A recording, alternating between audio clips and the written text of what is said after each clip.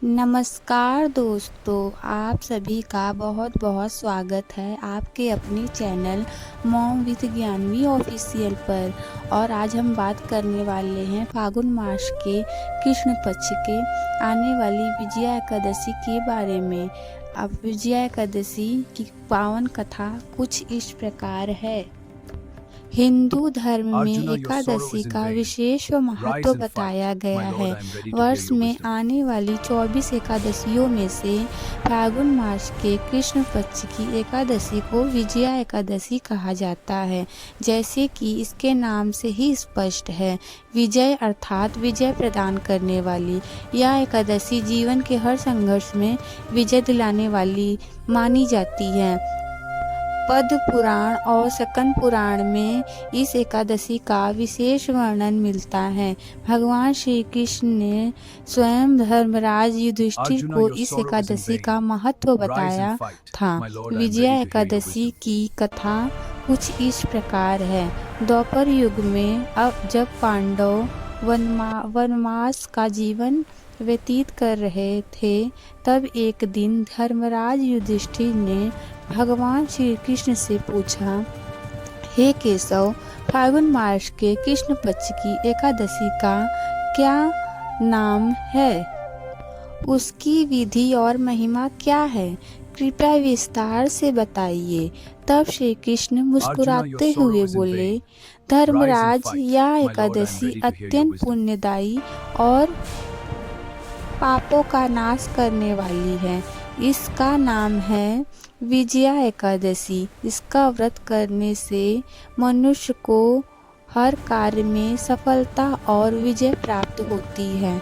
मैं तुम्हें उसका अति प्राचीन इतिहास सुनाता हूँ। त्रेता युग में जब भगवान श्री राम अपनी पत्नी माता सीता और भाई लक्ष्मण के साथ वनवास को गए थे, तब रावण छल पूर्वक माता सीता का हरण कर लंका ले गया। माता सीता की खोज करते करते श्री राम और लक्ष्मण समुद्र तट पर पहुँचे। सामने विशाल समुद्र की लहर थी। लंका तक पहुँचने का कोई मार्ग नहीं था। समुद्र की अथाह गहराई और उसकी तेज लहरों का देखकर श्री राम चिंतित हो गए। उन्होंने लक्ष्मण से कहा, भाई लक्ष्मण, यह समुद्र पार करना अत्यंत कठिन है। अब हमें क्या करना चाहिए? तभी लक्ष्मण ने सुझाव दिया, हे प्रभु, पास ही के एक महान तपस्वी ऋषि वकदालाभा का आश्रम है। वे अत्यंत ज्ञानी और सिद्ध महात्मा हैं। हमें उनसे मार्गदर्शन लेना चाहिए। श्री राम और लक्ष्मण ऋषि के आश्रम पहुँचे। वहाँ उन्होंने ऋषि को प्रणाम किया। ऋषि ने दिव्य दृष्टि से सब जान लिया और बोला, हे राम, आप स्वयं भगवान विष्णु के अवतार हैं, फिर भी लीला के अनुसार आप मुझसे प्रश्न कर रहे हैं।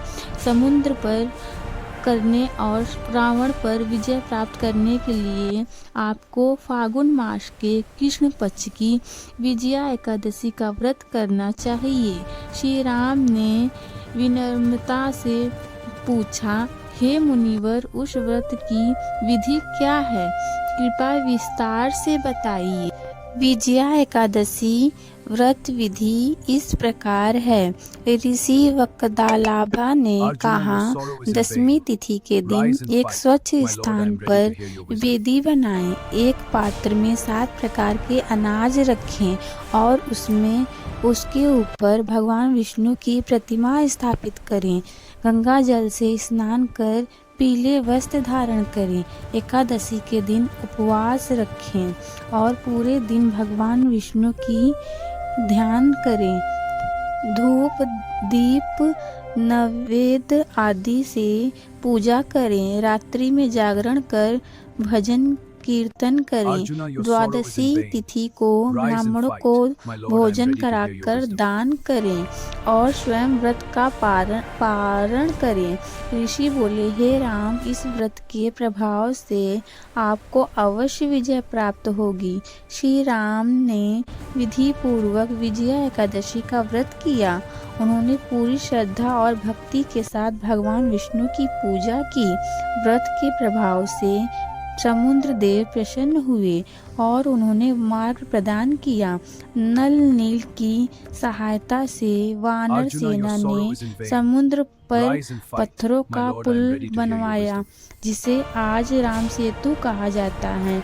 इस प्रकार श्री राम ने समुद्र पार किया और लंका पहुंचकर रावण पर विजय प्राप्त की। इस विजय का श्रेय विजया एकादशी के व्रत को भी दिया जाता है, इसलिए इसे विजया अर्थात विजय दिलाने वाली एकादशी कहा गया है। श्री कृष्ण ने युधिष्ठिर से कहा, हे राजन, जो मनुष्य श्रद्धा और नियम पूर्वक विजया एकादशी का व्रत करता है, उसे जीवन में हर प्रकार की बाधाओं से मुक्ति मिलती है, शत्रुओं पर विजय प्राप्त होती है, पाप नष्ट होते हैं और अंत में मोक्ष की प्राप्ति होती है। इस व्रत का फल अश्वमेध यज्ञ के समान बताया गया है। जो व्यक्ति कठिन परिस्थितियों में फंसा है, उसे यह व्रत अवश्य करना चाहिए। व्रत के नियम कुछ इस प्रकार हैं। दशमी से ही सात्विक भोजन करें। एकादशी के दिन चावल का सेवन ना करें। ब्रह्मचर्य का पालन करें। भगवान विष्णु का मंत्र ओम नमो भगवते वासुदेवाय का जाप करें। जरूरतमंदों को दान दें। ओम कृष्णाय नमः। ओम भगवते वासुदेवाय नमः। अगर आपको यह विजया एकादशी की कथा पसंद आई हो तो मेरे channel mom with Gyanvi official को लाइक कर लीजिए, मेरे चैनल को सब्सक्राइब कर लीजिए और ऐसी और कथा सुनने के लिए मेरे चैनल पर बने रहिए। ऐसी और धार्मिक कथाएं मैं आपके लिए लाती रहूँगी। और कमेंट में लिखिए जय श्री कृष्णा। राधे राधे दोस्तों।